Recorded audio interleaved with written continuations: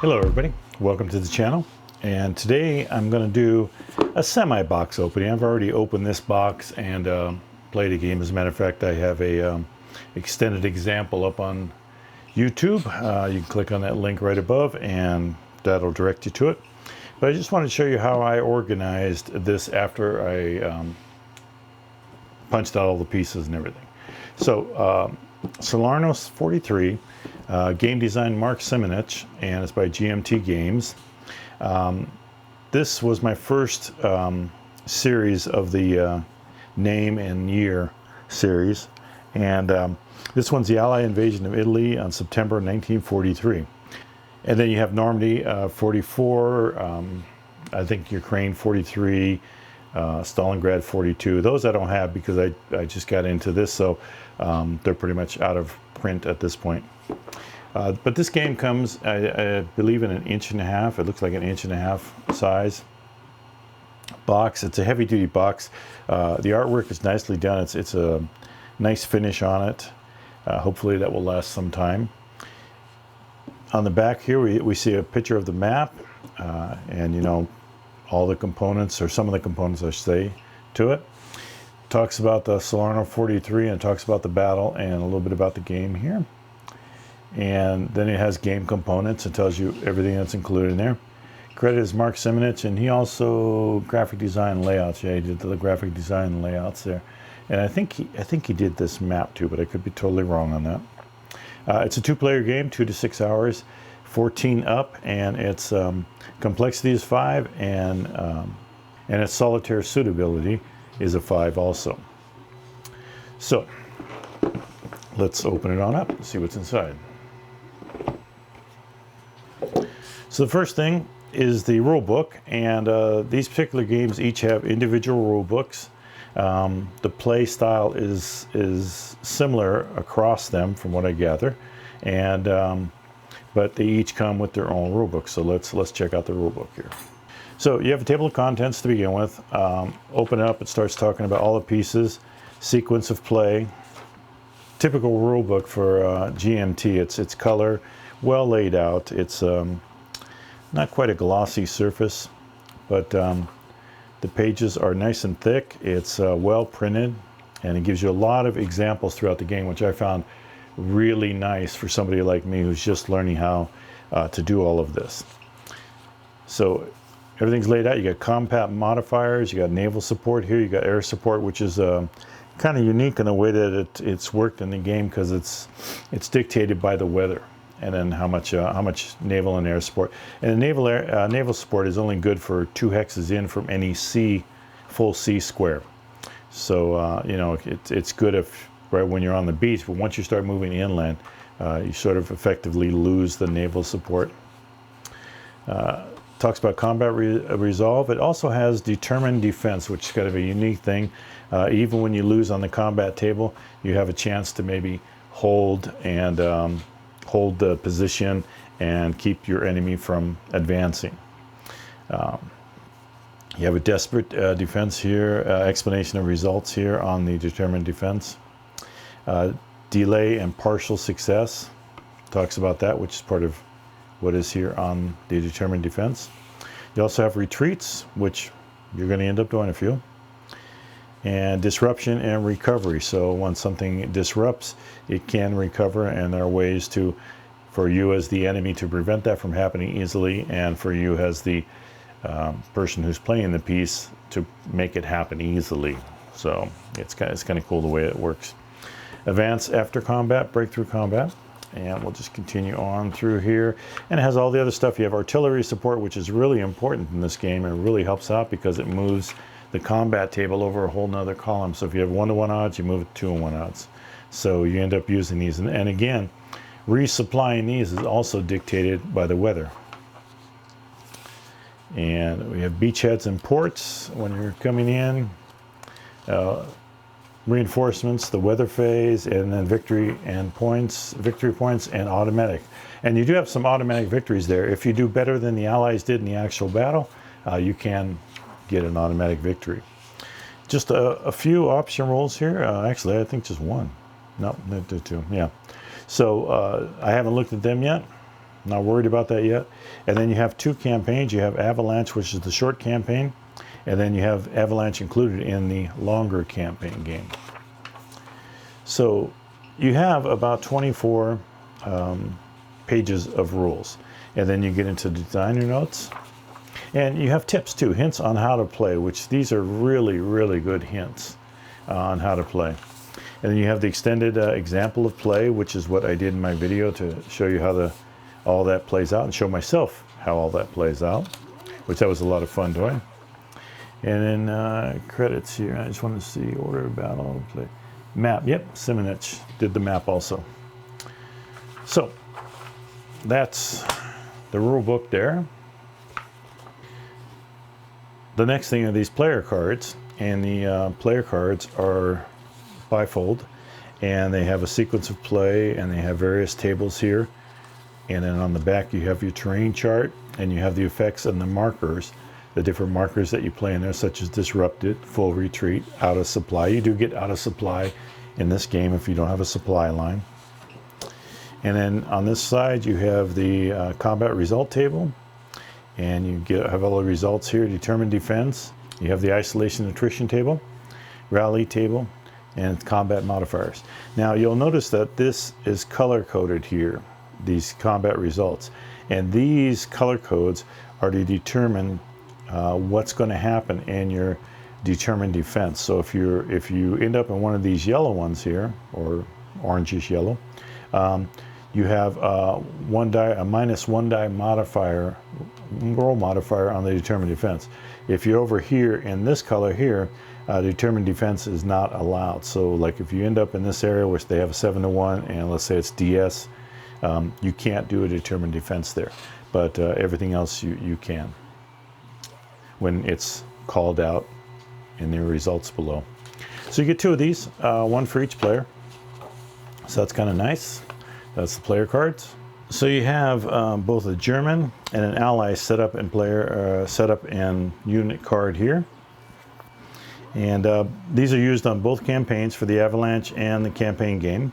You can lay your pieces out on here, and then as you go to each turn, it tells you which ones come off. It also lets you know that you have to use tactical movement here on this particular turn. And so it gives you notes. So it's a really good. And the reinforcements that come in on turn 1 for the Germans, and over here on the Americans, it's turn 5, or the Allies, I should say, is turn 5. So it's kind of a very simple, I think one of the simpler games to learn and play. I found it very intuitive and easy to navigate. So with the at start and reinforcement cards done, let's look at the map. So here's the map, and most of your action, at least for the first few turns, are going to be happening right in this area right here on this map. It has a turn track. Let me get that in the picture there for you. Turn track record there. Has sequence of play right here, so it's real easy to follow along. It also has the terrain effects down here. It has the starting setups for all of your invasion force right here. And then each one of these hexes are numbered, and you'll have certain pieces that will go on the numbered hex at the beginning for the German player. And Americans basically all come in through here. This is the weather table, which I talked about so much, and the weather table basically starts out at clear, and what it allows you to do is allows you a British and US naval air unit, a British US naval unit. You get one supply point, and you have an asterisk there. If you hold Salerno and you keep it away from the Germans, I believe it's 2 hexes. Let's see. Yes, 2 hexes. You get an extra supply point, and the supply points are used to re-arm your artillery. And then German supply points down here. And you have the time track record here, and this is the game points also. You have remnant displays when you have a 3-step unit. It goes 2 steps, you flip it over the 2nd step, and then for the 3rd step you put it up here and replace it with that one. And you know, when you get replacements, you can build it back up, or if you lose it, then the remnant comes back here, and that goes in your original one goes in the eliminated box. So you have north and south entry here, and then you have a north entry there, I should say. South entry is along here for both Germans and the 8th Army later on in the game. And then you have the east entry for German players to come in through that way. So your pieces will tell you which direction they can come in. And then you have to, at the beginning, you have reinforcements coming in for German player from the north and the south only. But the map is well designed. It really really shows you the difficulty of working through mountains. You're penalized quite a bit going through the mountains. So holding roads, holding passes, blocking off passes really is a very strong tactic. And you gain points as the ally by taking over certain objectives here. You can see that they're circled in red, the point numbers. And you even got them all the way inland. When you start getting way inland, and you can see them there. But so these are the points that you're working for, including eliminated units also add up points. But the map is, like I said, the map is nicely done, real easy to follow, a nice big square so that the pieces fit in there easily. I like it. It's a nice small size, not overly large, so you don't have a large number of pieces, so you don't get confused. Real easy and fun game to play, I think. Okay, also included in the game is a die, and here are the pieces that I ended up buying a GMT tray. You can get 10 of these, I think, for 20 bucks. They end up being like $2 or something. But this tray, and I'll show you in a minute when I put it all back in the box, is just perfect for the box. All the pieces of this game fit in here, and they're organized relatively simple. I have the Allies and the British, the invasion force here. I have, these are the offshore reinforcements, the floating reserves, they call it. These are the remnants that I showed you earlier for the 3-step pieces. And then we start over here, and these are like from 5 and 6. And then I believe these are 7 through, well, let's say got 11, 13. So yeah, turn 13. So most of the time I just pull out all of these. This is what I start with, and this one for the short game. And if you go with the campaign game, you'd set these ones up too. Did the Germans the exact same way, the starting force here and here. And then we start getting some reinforcements. I think this turn 2 and 3. And then I go to 4, 5, and then 6, 7, 8, and 7 and 8 right there. So this 6, 7. So I just have them broken out as to reinforcements. So you know, on the Germans, you're almost always going to use most of them are going to be coming in. But you know, you still have a few coming in from 7 to 9, or 7 to 14, I should say, and not too many. After turn 6, the amount of reinforcements for Germans dwindle. So then I have my other markers are all down here. This is my turn track marker, my naval support, air support, anything that has to do with keeping track in the game. This is the out of supplies, disrupt, full retreats. This is also out of supply, but also isolation. And these are control markers, because like I showed you, when you control a town, you'd mark that with that. These are half effective and auto destroy markers here.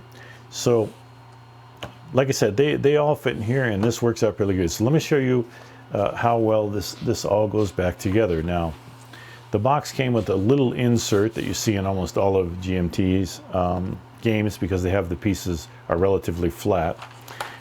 This particular thing go in there, and the die fits right down on the side here, and it fits in there tight enough so that it's even with it. And then I put the map in,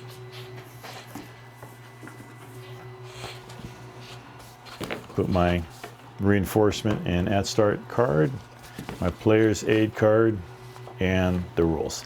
And you see that it fills the box up pretty good. I mean, there's a little bit of wiggle room there, but it's not much. But once you get it all close, it's a nice, neat setup. Nothing, you know, it moves around a little bit, but it really holds everything securely. So I know that wasn't an official box opening, but that's just my thoughts and you know, what's included in Salerno 43 from GMT Games. Great game. If you get a chance to get it, I think you'll be really happy. Even playing solitaire, it's still kind of fun and unpredictable as to what happens. So this game has inspired me to get the other one that was available to me, which was Normandy. So you will be seeing a box opening on that one very soon. Thanks for watching. If you appreciate the content, please do subscribe. Otherwise, hopefully you'll be around for the next video. Thanks again.